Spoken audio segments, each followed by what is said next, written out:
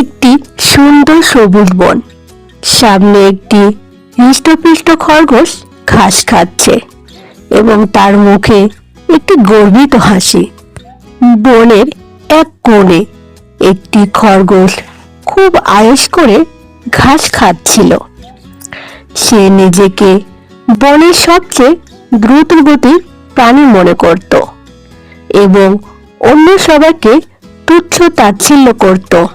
এমন সময় সেখান দিয়ে একটি ছোট পিঁপড়ে তার ওজনের চেয়ে বড় একটি খাবারের দানা টেনে নিয়ে যাচ্ছিল। খরগোশ তা দেখে হাসাহাসি শুরু করলো এবং বলল, এতটুকু খাবারের জন্য এত কষ্ট করে কি দরকার? আমার মতো আরাম করো। পিঁপড়াটি থামলো এবং শান্তভাবে বলল, সামনে বর্ষাকাল আসছে, তখন খাবার পাওয়া যাবে না, তাই আমি এখন থেকে খাবার জমিয়ে রাখছি।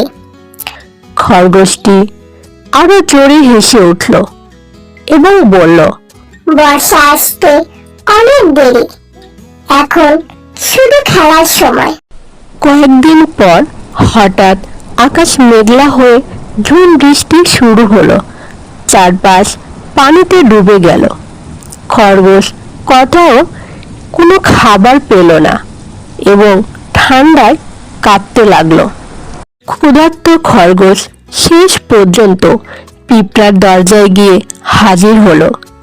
সে দেখলো পিঁপড়ে তার গর্তে খুব আরামে বসে খাবার খাচ্ছে। খরগোশ লজ্জা পেয়ে মাথা নিচু করে খাবারের সাহায্য চাইল। পিঁপড়াটি দয়ালু ছিল। সে খরগোশকে ভেতরে আসতে দিল এবং খাবার ভাগ করে দিল।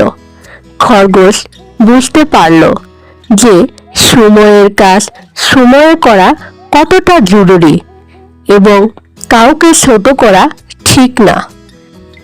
তো বন্ধুরা, গল্পটি যদি ভালো লাগে তাহলে অবশ্যই চ্যানেলটি সাবস্ক্রাইব করবে, লাইক, কমেন্ট এবং শেয়ার করতে ভুলবে না প্লিজ।